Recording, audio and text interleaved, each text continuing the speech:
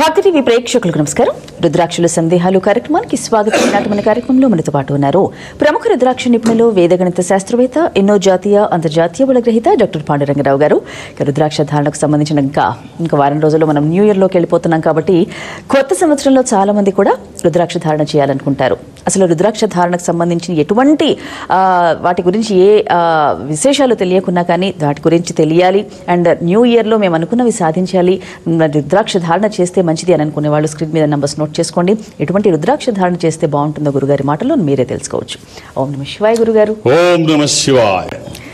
ఏం చెప్పుకుందాం ఈరోజు గురుగారు? ముందు క్రిస్మస్ శుభాకాంక్షలు అందరికీ. యేసుక్రీస్తు పుట్టినరోజు చెప్పుకుందాం.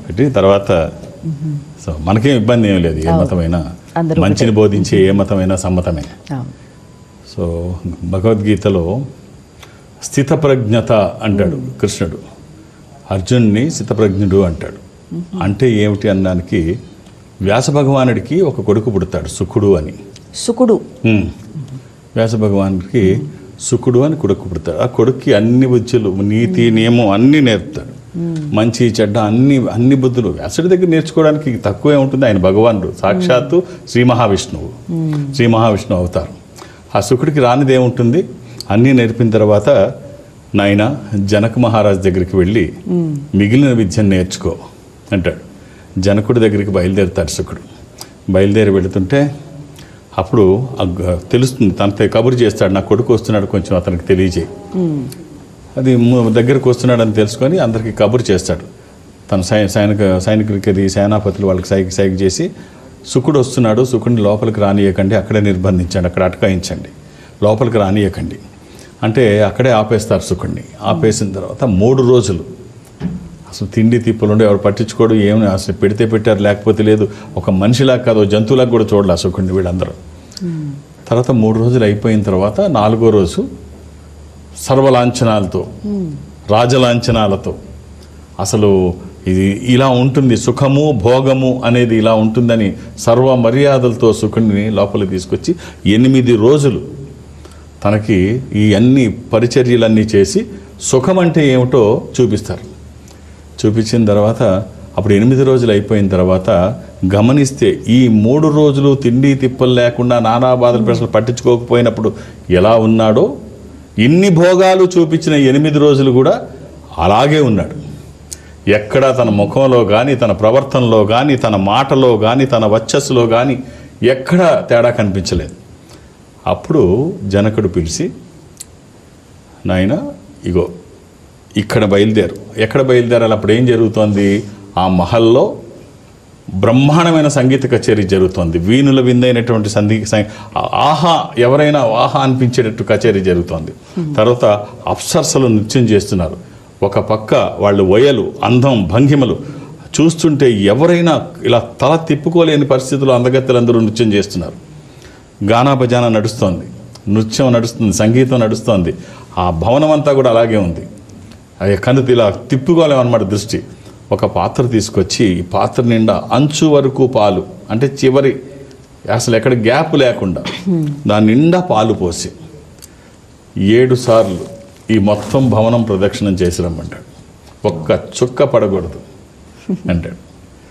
ఇవన్నీ ఇక్కడ గాన భజాన, ఈ అప్సరసల నృత్యము, సంగీతము ఇవన్నీ జరుగుతుంటే ఆ మధ్య నుంచి 7 రౌండ్లు ఈ సుకుడు మొత్తం చేసుకొని వస్తాడు. 7 రౌండ్లు అయిన తర్వాత చూస్తే ఒక్క చుక్క పాలు కూడా కిందకి రాదు, ఒక్క చుక్క కూడా.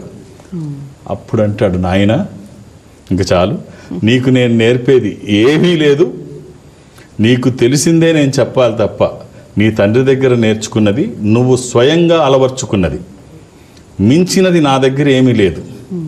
సో అదే గుర్తు చేశాను, నీలో ఉన్న జ్ఞానాన్ని గుర్తు చేశాను అంతే, అంతకు మించి నేనేమి చేయలేను. ఇప్పుడు నువ్వు గుర్తుపెట్టుకోవాల్సింది ఒకటే, అందరికీ తెలిసింది ఒకటే, నువ్వు స్థితప్రజ్ఞుడివి. స్థితప్రజ్ఞత అంటే సుకుడు, ఇలా ఉండాలి. ఈ కథ మనకి ఏం చెప్తోందంటే, భారతంలో ఏదైనా పని మనం చెయ్యాలి అంటే ఆ సుకుడిని గుర్తు చేసుకొని, స్థితప్రజ్ఞత అంటే ఏమిటి, వ్యాస భగవానుల వారు ఎందుకు ఈ కథ చెప్పాడు, ఈ విషయాన్ని ఎందుకు బహిర్గపరిచాడు అంటే, నువ్వు ఏదైనా లక్ష్యాన్ని సాధించాలి అంటే స్థితప్రజ్ఞుడిగా నువ్వు ఉండాలి. ఈ స్థితప్రజ్ఞత అంటే ఎలాంటి కాలాల్లో, ఎలాంటి పరిస్థితుల్లో నీ మనస్సు చలించకూడదు, నీ ఆలోచనలో మార్పు రాకూడదు ఆ పని అయ్యే వరకు. కాబట్టి ఈ చిన్న కథ ఇవాళ గుర్తు చేసుకున్నాం. అంటే శుకుణ్ణి గుర్తు చేసుకోవాలి. స్థిత ప్రజ్ఞత అనే వర్డ్ ఆయన ద్వారా వచ్చింది. ఎస్, ఓకే, వ్యాస భగవానుడు కుమారుడి ద్వారా. తర్వాత అర్జునుడిని కూడా అంటారా? అంతే, అర్జునుడు స్థిత ప్రజ్ఞుడు అనే కదా అంటాడు. కావాలి అంటాడు, స్థిత ప్రజ్ఞత కావాలి అంటాడు కృష్ణుడు. స్థిత ప్రజ్ఞుడివై ఉండాలి అంటాడు. నీ లక్ష్యం దెబ్బతినకూడదు, నీ ఆలోచనలో మార్పు రాకూడదు అని స్థిత ప్రజ్ఞత అంటే ఏమిటి అని చెప్తాడు. దానికి వివరణ వ్యాస భగవానుడు వారిస్తారు. ఓకే, రైట్, బాగుంది గురుగారు. కాల్స్ చూద్దాం. హలో, చెప్పండి మీ పేరు. చెప్పండి మీ పేరు. ఓం నమ శివాయ. ఓం నమ శివాయ గురుగారు. నా పేరు రాఘవేంద్ర. ఏమిటి రాఘవేంద్ర గారు? సార్, నా డేట్ ఆఫ్ బర్త్ ఇస్తారు. 91 1991 1991 10వ నెల 9వ తారీఖు సార్. 9వ తారీఖు 10వ నెల, అంతేనండి? అంతే గురుగారు. 9వ తారీఖు 9వ తారీఖు గురుగారు. బుధవారం పుట్టినట్టు తెలుసు మీకు? గురుగారు, బుధవారం పుట్టినట్టు తెలుసు? బుధవారం గురుగారు. వెడ్నెస్డే తెలుసా? మంగళవారం పుట్టాలని చెప్తున్నారు గురుగారు. మంగళవారం రాత్రి తెల్లవారితే బుధవారం అయ్యి ఉంటుంది. 8వ తారీఖు రాత్రి 9 తెల్లవారుజామున, మంగళవారం రాత్రి, బుధవారం ఉదయం ఎర్లీ అవర్స్ అలా అయ్యి ఉంటుంది. అలా తప్పితే మార్గం లేదు. అప్పుడు అది పాడ్యమి, అమావాస్య తర్వాత రోజు, కన్యారాశి. ఇవి మీ వివరాలన్నీ. ఏం చేస్తున్నారండి రాఘవేంద్ర గారు? 2011లో నాకు టీబీ వచ్చి చూపు తగ్గిపోయింది గురుగారు. చూపు తగ్గిపోయింది. అంతకు ముందు వచ్చేసి వాళ్ళం గురుగారు. టీబీకి మరి చూపించుకోలేదా గురుగారు? చెన్నైలో ఉన్న శంకర్ నేత్రాలయకి, ఎల్వి ప్రసాద్ హాస్పిటల్ కి, అన్ని చోట్ల తిరిగాను గురుగారు. ఇవి నరాలు అనేది కొద్దిగా వీక్ అయినాయంటే గురుగారు. అంటే పూర్వం టీబీ ఆ స్థాయిలో ఉండేది. ఆ టీబీ ఆ స్థాయిలో ఉండేది. తర్వాత అది భారతదేశంలో ఆ టీబీ శానిటోరియం అని ఒకే ఒక్క కేంద్రం ఉండేది మనకి మదనపల్లిలో. భారతదేశం మొత్తం మీద మదనపల్లి ప్రెసిడెంట్ ఆఫ్ ఇండియాకి వచ్చిన మన ఆంధ్రప్రదేశ్ మదనపల్లికి తీసుకురావాలి. ఇప్పుడు ఉంది. అంటే ఇప్పుడు అవసరం లేదు. జ్వరం వచ్చిన దానికంటే తేలిక, లేకపోతే హార్మోన్ దేనికి ఏ ఆర్గాన్స్ కొట్టేస్తుందో తెలియదు. ఇప్పుడు అది ఆప్టికల్ నెవర్కి ఇది దెబ్బతిన్నది కాబట్టి విజన్ పడిపోయింది. సో అది టీబీ ముందుగా గుర్తించినట్లయితే జ్వరం వచ్చిన దానికంటే తేలిక ఇవాళ ఉన్న పరిస్థితుల్లో. చాలా ఈజీ, తేలికైన మందులు ఉన్నాయి, మంచి మెడిసిన్స్ ఉన్నాయి. Easy cure. అసలు పట్టించుకోవట్లేదు ఇవాళ టీబీ. అసలు పట్టించుకోవాల్సిన అవసరమే లేదు. చాలా జ్వరం వచ్చిన దానికంటే కళ్ళు ఎఫెక్ట్ అయ్యాయి, అది అయింది. సో దురదృష్టం అది. అట్లా జరగకుండా రైట్ అండి. ఒక ఏకాదశముఖి రుద్రాక్ష, 11 ముఖములు కలిగిన ఈ రుద్రాక్ష ఏకాదశ రుద్ర స్వరూపము. అది హనుమాన్ స్వరూపము కూడా. ఆధ్యాత్మికంగా మంచిది, ఆరోగ్యపరంగా మంచిది, భయాందోళనకు అవకాశం లేనటువంటిది. ఈ ఒక్క రుద్రాక్ష అభిషేకించిన తర్వాత ధరించండి, ఖచ్చితంగా మంచి జరుగుతుంది. అలాగే ఒక త్రిముఖి రుద్రాక్ష ఈ మణికట్టుకి ఎప్పుడు చిన్నగానే ఉంటుంది. అది 3 ముఖాలు, అగ్నిస్వరూపము. పిల్లలకి వేస్తారు కదా, చంటి పిల్లలకి, బాలరిష్టాలు లేకుండా. ఈ త్రిముఖి రుద్రాక్ష మణికట్టుకి కట్టండి, లేకపోతే ఈ భుజానికి. ఎందుకంటే అది నేత్ర సంబంధిత వ్యాధుల్ని నయం చేస్తోంది, మెరుగైన ఫలితాలను ఇస్తుంది. అంటే దాన్ని సరైన వాళ్ళు ఆ లేహ్యం ఎలా తీయాలి, అది దాన్ని అంటే ఈ కాటుకులాగా తీస్తాం కదా, తీసి అది కాటుకు పెట్టినట్టు, అంటే అది నిష్ణాతుల సలహా మీద మాత్రమే ఇది చేయాలి. సో మంచి ఫలితాలు ఆ రకంగా ఈ త్రిముఖిని అంటే దీనిలో థెరపీలో ఉపయోగించే విధానం తెలిస్తే అదొకటి చాలా బాగా ఉంటుంది. సో ఈ 3 ముఖాల రుద్రాక్ష, అందుకనే మీరు ప్రయోగాలు చేయకుండా ఈ 3 ముఖాల రుద్రాక్షని భుజానికి కానీ మణికట్టుకి కానీ కట్టుకోండి. ఈ 11 ముఖాల రుద్రాక్ష మెడలో వేసుకోండి, ఖచ్చితంగా బాగుంటుంది. All the best. అందులో మంచి రోజు మాట్లాడుకుంటాం ఇవాళ దశమి. ఓకే, మరొక చూద్దాం. హలో, చెప్పండి మీ పేరు. మాట్లాడండి గురుగారితో. హలో, ఓం నమ శివాయ అండి. ఓం నమ శివాయ స్వామి. మా భార్య పేరు స్వామి పున్నమ్మ. డేట్ ఆఫ్ బర్త్ ఇస్తారా? డేట్ ఆఫ్ బర్త్ వచ్చేసి 1990 మహాలయ పున్నమ రోజు పుట్టింది స్వామి. 90 డేట్ గుర్తుందండి? మహాలయ పున్నమ రోజు అదే 91 చెప్పారు మంత్ డేటు. 1990 ఆ, సంవత్సరానికి గుర్తుంది స్వామి, డేట్ గుర్తులేదు. 1990లో మహాలయ పుణ్యం రోజు పుట్టింది స్వామి. Right right right. ఇప్పుడు 365 రోజులు మనం సెర్చ్ చేయాలి. రైట్. ఏం చేస్తున్నారండి వారు? దగ్గర ఉంటారు స్వామి, కానీ కొద్దిగా ఆరోగ్యం బాగలేదు. ఎంత ఏంటి ప్రాబ్లం ఏంటి? అంటే నొప్పులు, వాతము, అది ఏదో కొద్దిగా ఆరోగ్య సమస్యలతో కొద్దిగా చాలా ఇబ్బంది పడుతుంది. ఈ ఒక్క రుద్రాక్ష ఇందాక చెప్పాను కదా, ఆ రుద్రాక్ష అవకాశం ఉంటే వీరికి కూడా ఇవ్వండి. ఈ 11 ముఖాలు, ఏకాదశముఖి, ఏకాదశ రుద్ర స్వరూపము, అది హనుమాన్ స్వరూపము కూడా ఆధ్యాత్మికంగా మంచిది, ఆరోగ్యపరంగా మంచిది, భయాందోళనకు అవకాశం లేనటువంటిది ఈ ఒక్క రుద్రాక్ష. ఆల్ ది బెస్ట్ అండి. శరీరానికి తాకే విధంగా వేయండి, ఖచ్చితంగా బాగుంటుంది. ఓకే.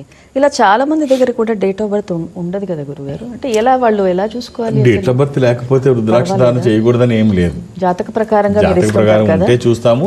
ఇప్పుడు జాతకం ఉంటేనే రుద్రాక్షలు వేసుకోవాలని ఏమి లేదు. నాకున్న సౌలభ్యం ఏమిటి అంటే, నాది వేదగణితం కాబట్టి రుద్రాక్షలకి వేదగణితానికి సంబంధం లేదు. ఓకే. సంబంధం ఉందనుకుంటారేమో, అది పొరపాటు. అస్సలు నేను ఎందుకు వాడతాను అంటే, నా సబ్జెక్ట్ అది యజుర్వేదము, రుద్రము, గణితము నా సబ్జెక్టు. సో దాంట్లో అది నాకు సబ్జెక్ట్ అవ్వడం గర్వపడుతుంది. దీని ద్వారా ఈ జాతక పరిశీలన వేదగణితం ద్వారా అధ్యయనం చేయడం వల్ల జాతకంలో ఏమైనా దోషాలు ఉంటే నివారించబడతాయి. సో ఈ రుద్రాక్ష ఒక మంచి ఫలితాన్ని తీసుకొస్తుంది. అందుకనే దీన్ని ఎందుకు ఇలాగ కలిపి వాడకూడదు అన్న నేను చేస్తాను తప్ప, ఇలా చేయకపోతే వేసుకోకూడదని కానీ, ఇలాగే చేయాలని పద్ధతి కానీ ఏమీ లేదు. జాతకం ఉంటే పరిశీలించి రుద్రాక్ష ధారణ, లేకపోతే వాళ్ళకి ఏం అవసరమో ఉన్న పరిస్థితిని కానీ జాతకపరంగా కానీ రెండింటినీ సమన్వయపరిచి కానీ రుద్రాక్ష ధారణ చేయడం ఒక మంచి అవకాశం. సో అందుకనే అనుభవం ఉన్న వాళ్ళైతే ఏది అవసరమో తెలియజేస్తారు. వాళ్ళ పని అదే కాబట్టి ఉదయం నుంచి రాత్రి దాకా వాళ్ళకి అదే పని ఉంటుంది, ఇంకా ఏం ఉండదు కాబట్టి ఏది అడ్వైస్ చేయాలో వాళ్ళకి తెలుస్తుంది. అలా వేసుకుంటే సరిపోతుంది అంతే. జాతకం ఉంటేనే రుద్రాక్ష ధారణ ఏం అవసరం లేదు. Okay right. మరొకరు చూద్దాం. హలో, నమస్కారం అండి. మీ పేరు? శేఖర్ గారు. మాట్లాడండి గురుగారితో. శేఖర్ గారు నమస్కారం సార్. ఓం నమ శివాయ. Sir date of birth January 25, 1988. 25 January 1988 sir.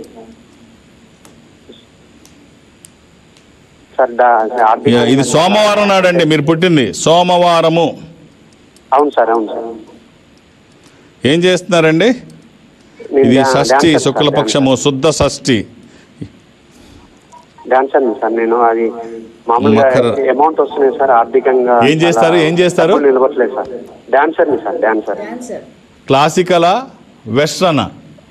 అది 3 sir. Classical, western, folk sir 3 చేస్తాను. క్లాసికల్లో ఏం చేస్తారు? ఏ సాంప్రదాయం? కూచిపూడి సాంప్రదాయమా? పేర్ని సార్. పేర్ని. శివతాండవం. అవును సార్. శివతాండవం.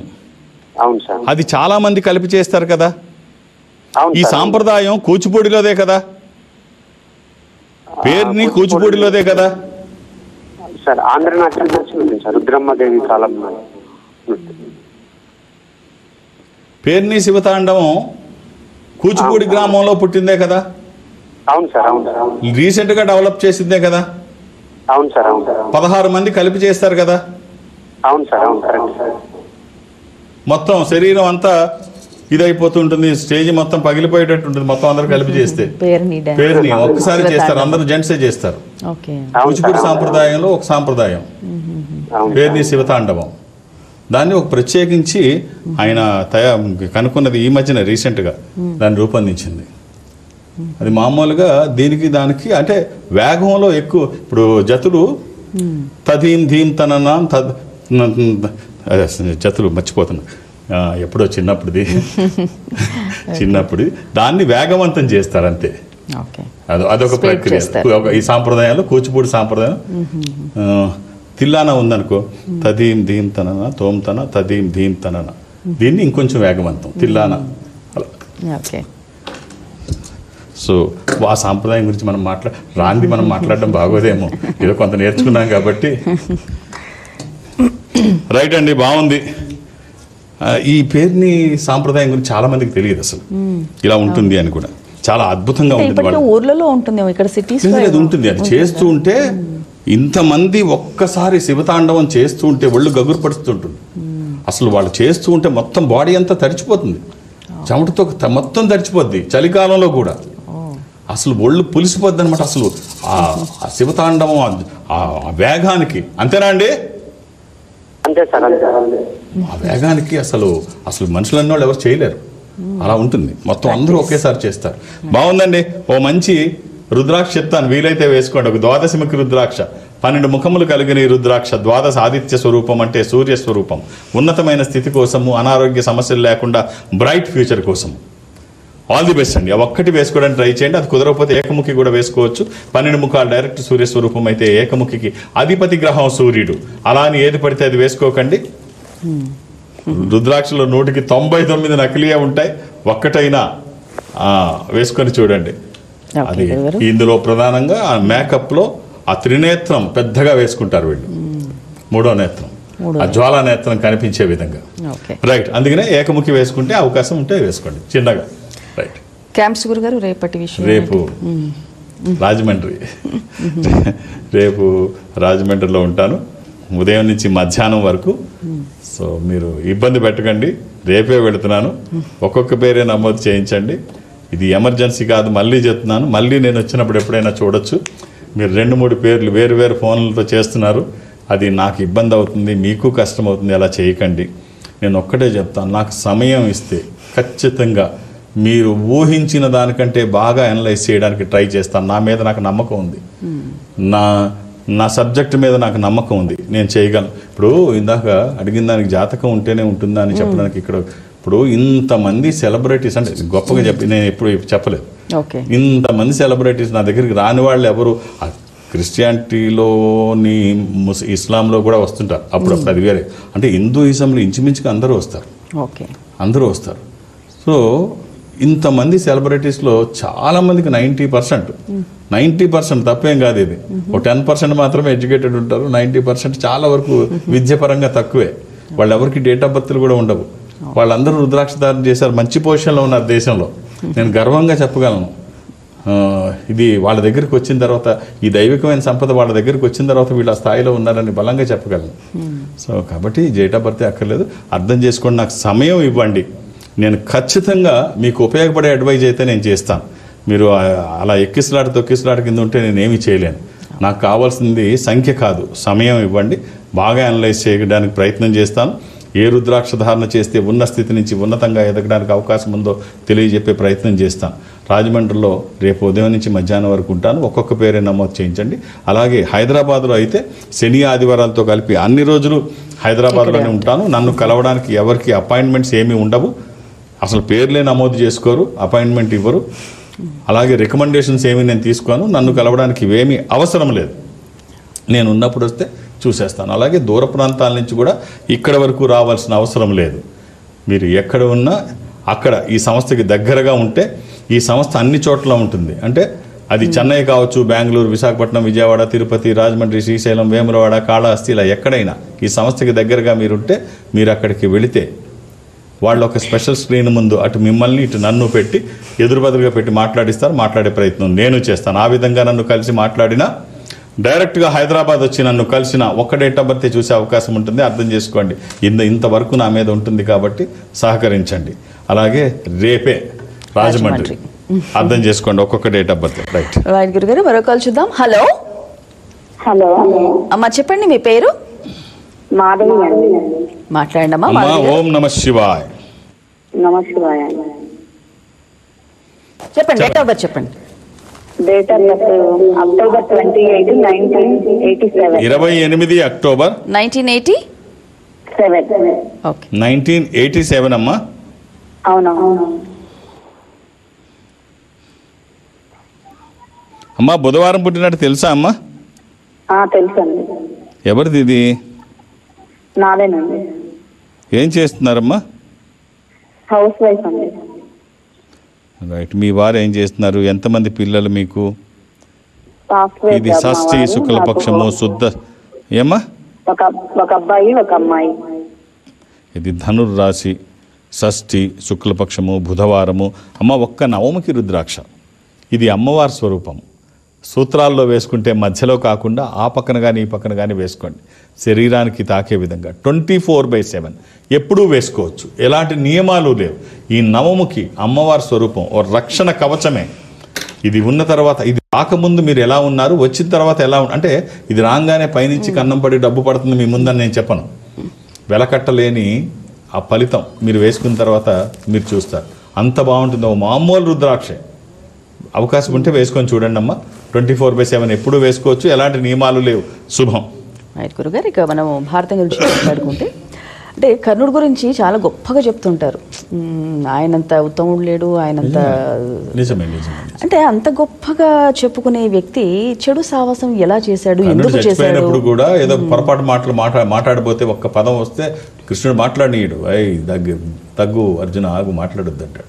నిజంగా కర్ణుడు ఏమిటమ్మా అంటే ఇప్పుడు ఆయన అంత గొప్ప వ్యక్తి అని మనం చాలా సందర్భాల్లో మాట్లాడుకున్నాం. అంటే చెడు సాహసం ఎలా చేశాడు, ఎందుకు చేశాడు, ఆయనకు తెలియదా నేను ఇలా చేస్తున్నా తప్పు అని చెప్పి? తెలిస్తే అంటే ఒకటి ఇక్కడ ఏమిటంటే ఆ రోజు కర్ణుడికి అవకాశం లేకపోయింది జత కట్టడం తప్ప. తన్ని అసలు అక్కడ అసలు రానియకపోతే సభలో అవమానపరుస్తూ ఉంటే తనకి రాజుని, ఒక రాజ్యానికి అంగరాజ్యం ఇచ్చి రాజుని చేసి అతన్ని కులపరంగా ద్వేషిస్తే వాళ్ళందరినీ తిట్టి మీరందరూ చెడ్డవాళ్ళు, కర్ణుడు కాదు అని చెప్పి దుర్యోధనుడు హక్కుని చేర్చుకునే విధానం ఏదైతే ఉంటుందో, హితుడా ఆగాగు, ఇక్కడ చాలా బాగా రాశారు ఆయన, హితుడా ఆగాగు ఆచార్యదేమా ఏమంటివి జాతి నెపంన సూతపుత్రుల కింద నిలవరహత లేదంటివా, ఎంత మాట అయ్యన నీదే కులము, మట్టి గుండెలో పుట్టిదివి కదా, నీకేలా ధర్మదం. ఇప్పుడు వీళ్ళందరినీ వ్యతిరేకిస్తాడు దుర్యోధనుడు. అందరినీ వ్యతిరేకించి రాచరిక మహారాతలు నిర్ణయించినది అయినా అంగరాజ్యం ఇతన్ని ఇప్పుడే మూర్తాభిశక్తుని గావింతును అంటాడు. సో ఎవ్వరూ ఊహించినంత ఒకేసారి ఆకాశాన్ని ఎత్తేస్తాడు, ఇలాగా ఆకాశానికి ఎత్తేస్తాడు కర్ణుడిని. ఆ కృతజ్ఞత ఎలా తీర్చుకుంటాడు? ఏమి అప్పుడు కర్ణుడు ప్రమేయం లేకుండా జరిగిపోయింది ఇది. ఒక్కసారే అంత ప్లేస్ ఇచ్చేసరికి దుర్యోధనుడు కరిగిపోయాడు కర్ణుడు. అందుకనే చంటి పిల్లవాడు తండ్రి మీద ఎలా అయితే నమ్మకం పెట్టుకుంటాడో భగవంతుని మీద అలా నమ్మాలి అంటాం మనం. భగవంతుని అలా నమ్మాలంటాం. కానీ దుర్యోధనుడిని నమ్ముకున్నాడు, పాడైపోయాడు. ఎంతగా అంటే మొట్టమొదటి చిన్నప్పటి నుంచి వృషాలిని అనే ఒక అమ్మాయిని ప్రేమిస్తాడు కర్ణుడు. మొదటి భార్య ఆ అమ్మాయే. మొదటి భార్య వృషాలినికి ప్రేమిస్తే తండ్రి ఒప్పుకోడు, ఆ అమ్మాయి తండ్రి ఒప్పుకోడు కర్ణుడికి ఇచ్చి పెళ్లి చేయడానికి. చాలా కాలం ప్రేమించుకుంటారు, చిన్నప్పటి నుంచి ప్రేమించుకొని మొత్తానికి తల్లిదండ్రులకు తెలియకుండా అమ్మాయిని పెళ్లి చేసుకుంటాడు వృషాలిని. వృషకేతుడు వృషసేనుడు అని ఇద్దరు మగపిల్లలు పుడతారు కర్ణుడికి. వృషకేతుడు వృషసేనుడు అని ఇద్దరు మగపిల్లలు పుడతారు. ఆ ఇద్దరు మగపిల్లలు పుట్టిన తర్వాత అక్కడ కథ మొదలవుతుంది. అప్పుడు భానుమతీదేవి దుర్యోధనుని చేసుకునేటప్పుడు నేను పెళ్లి చేసుకోవాలి అంటే నాకు ఒక కండిషన్, సుప్రియ అని నా స్నేహితురాలు ఉంది, ఈ సుప్రియని కర్ణుడికి ఇచ్చి పెళ్లి చేస్తే, ఎందుకంటే అమ్మాయి ప్రేమించింది కర్ణుడిని, ఆల్రెడీ కర్ణుడికి పెళ్లి అయింది, ఇద్దరు పిల్లలు ఉన్నారు, ఈ సుప్రియను కూడా పెళ్లి చేసుకుంటేనే నేను నిన్ను పెళ్లి చేసుకుంటాను. అప్పుడు వృషకేశుడి దగ్గరికి దుర్యోధనుడు వచ్చి చెప్తాడు, ఇలా కర్ణుడిని ఇలా ప్రేమించింది అమ్మాయి, తను చేసుకోమంటుంది. కర్ణుడి పెళ్ళాన్నే అడుగుతాడు. సో ఎంత గొప్ప ఉదార్థ హృదయం అంటే, ఎంత గొప్ప ఆలోచన అంటే వృషాలని. అంటే తనకి వివాహం అయితే నా భర్త సంతోషిస్తాడు. ఎవరికి? దుర్యోధనుడికి వివాహం అయితే, తను కోరిన యువతితో వివాహం అయితే నా భర్త సంతోషిస్తాడు. నా భర్త సంతోషం కంటే నాకేం అవసరం లేదు అట్లా ఆలోచించింది అని చెప్పి నా భర్తను సంతోషంగా ఉంచాలి అంటే సుప్రియను పెళ్లి చేసుకోవాలి అని చెప్పేసి అంగీకరిస్తుంది. సో మనం ఇందాక అన్నట్టు అభిమానిస్తే ధైర్యం అనేది, నమ్మకం ఉంటే ఏమన్నా తండ్రి మీద పిల్లాడికి నమ్మకం ఉంటుంది, పైకి ఎగరేసినా తండ్రి పట్టుకుంటాడని నమ్మకం. భక్తుడికి కూడా భగవంతుడి మీద నమ్మకం ఉండాలి, ఆయనే పట్టుకుంటాడని. సో అలా నమ్మకం ఉన్నప్పుడు ఖచ్చితంగా మంచి ప్లేస్లోనే ఉంటాం. కానీ దురదృష్టం ఏమిటంటే తండ్రి లాంటి భగవంతుడిని కాదు, మంచి మిత్రుడిని కాదు, ఒక దుర్మార్గుడు అయిన దీంతో సహవాసం కలిగినందుకు జీవితాన్నే కోల్పోయాడు కర్ణుడు. అర్జునుడేమో కృష్ణుడితో సహవాసం, రెండు ఒకే ఏజ్ వాళ్ళు, ఒకే ఇది చెందిన వాళ్ళు. ఇక్కడ అంటే వ్యత్యాసం, దుర్మార్గుడితో జతగడితే ఏమవుతుంది, మంచి భగవంతుడితో జత కడితే ఏమవుతుంది ఈ రెండు అది కర్ణుడి దురదృష్టం అంతే రాత తల రాత. రైట్ గురుగారు, మంచి విషయాలు నాటి కార్యక్రమంలో పంచుకున్నాం, ధన్యవాదాలు. ఓం నమః శివాయ. వీక్షించారుగా, ఇది ఈనాటి రుద్రాక్షులు సందేహాలు కార్యక్రమం. ఇక రేపటి కార్యక్రమం అంటే మన గురుగారు రాజమండ్రిలో అందుబాటులో ఉంటారు కాబట్టి ఒక్కొక్క పేరు నమోదు చేసుకుని మరి గురుగారిని కాంటాక్ట్ అవ్వచ్చు. ధన్యవాదాలు. Indo Nepal Rudraksha organisation, Jubilee Hills, road number 45 మరియు సోమాజిగూడ, హైదరాబాద్. సంప్రదించాల్సిన ఫోన్ నంబర్స్ 9118845678, 9177778855, 8186899997, 7700963888. మా వెబ్సైట్ www.indonepalrudraksha.com.